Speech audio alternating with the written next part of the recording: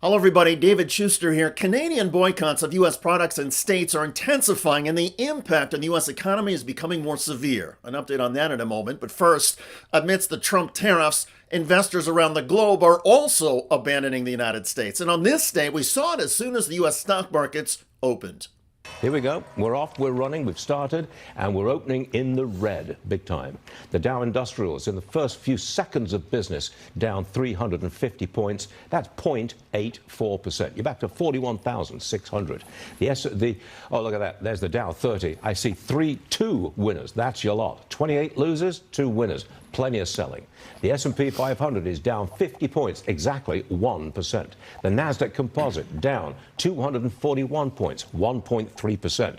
Show me big tech, please. How are they doing with everything else down? They're all down. Apple, Microsoft, Alphabet, Meta, Amazon, all in the red, significantly so. Traders and investors clearly do not like the direction of the Trump economy. Canadians have been taking action for months. On the heels of Trump taunts about Canada becoming a U.S. state, denigrating comments about Canadian leaders, tariffs, and talk by Trump about redrawing the U.S.-Canadian border, sales of most U.S. products in Canada have nearly disappeared. There's 40 million Canadians that are ramped up, literally going down retail shopping aisles, looking to see what's made in Canada, what's made in the U.S. I've never seen anything like it. Canadians are also refusing to visit the United States and spend any tourist money here. Even in a border state like Maine, the tourism businesses are drying up. This has been a family business for 50 years. You got to take into the fact how the Canadians perceive this, and they are incredibly pissed off. We met Sterling Morse in Old Orchard Beach, Maine. He owns the Point of View Inn, which is only about 150 miles from the Canadian border. We have been here. He says the majority of his regular customers are French Canadians. It's affecting at least 90% of my business. Are you saying you've had 90% of your business canceled this year? Easily. Point of View Inn? During our visit, yet another Canadian called to cancel. Listen, monsieur, you don't need to explain anymore. This is every registration card from last year. This is the Canadian. That's my American. This just went away. That's all you got now. That doesn't pay the bills. Does not. It's the same story with countless tourism-based businesses in Florida. With Canadians right now, we're about 30% when we should be more like around 80%. So it's a big drop. Canadians led the list of top international visitors in the United States, and the U.S. Travel Association says they've generated $20.5 billion in spending last year, supporting 140,000 American jobs. So even a small drop could have a real impact. We're seeing definitely an increase in snowbirds exploring alternate destinations to the U.S. I definitely will not be coming to the United States this year. And unless things change, probably not until Trump is out of administration. He's a threat to us, and he's a threat to so many other countries in the world that we value. And as the rage in Canada grows, Donald Trump keeps adding fuel to the fire.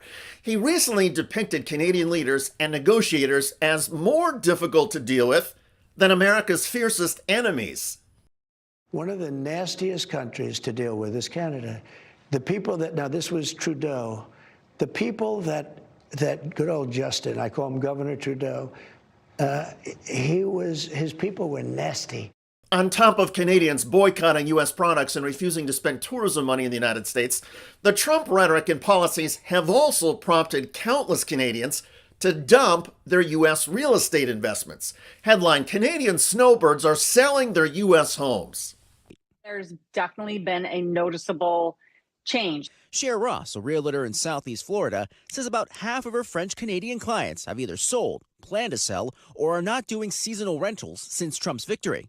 I think they were concerned mostly with the value of their property. There was one couple who flat out said, "We're selling because we don't want to be around for this political regime." Canadians, though, are still investing and spending money outside of Canada. There are multiple reports that investments are surging in Cuba.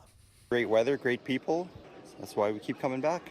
I think that the people from Canada prefer to go to Cuba than Florida, man, because of Trump. He's, I'm not going to say what he is, but yeah. According to several Canadians traveling in Cuba, has also become easier than traveling in the United States. Some parts of the U.S. are adding new ID requirements for Canadian drivers.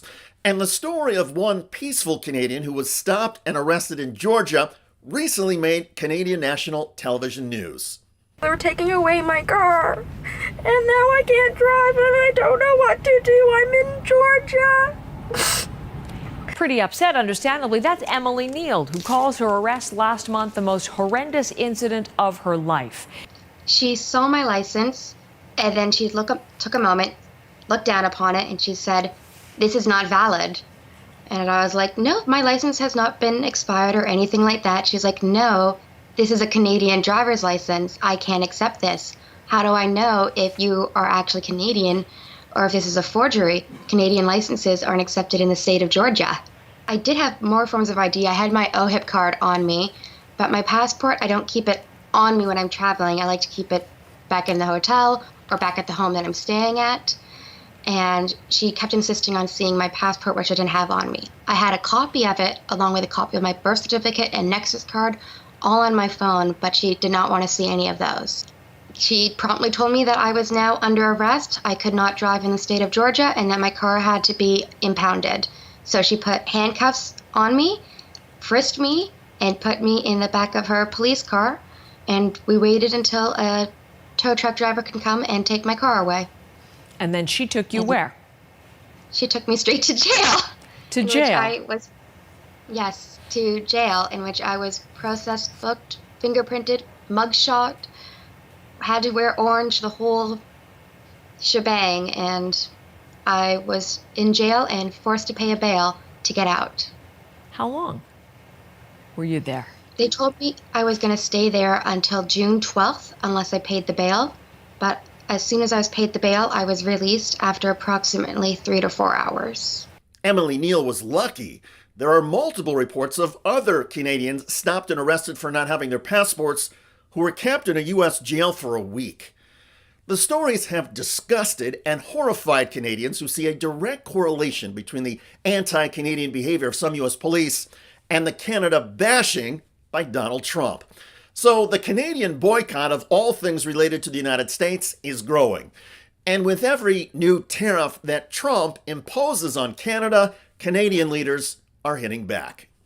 That's the last thing we want to do, especially with turbulent times happening around the world. You have to stick together. We're part of the family, as we believe, for 200 years, and I know a lot of Americans feel the same way. We're there to support our greatest friends and allies. We'll always be there, but we can't be under attack by one person. And the attacks on Canada from Trump keep coming.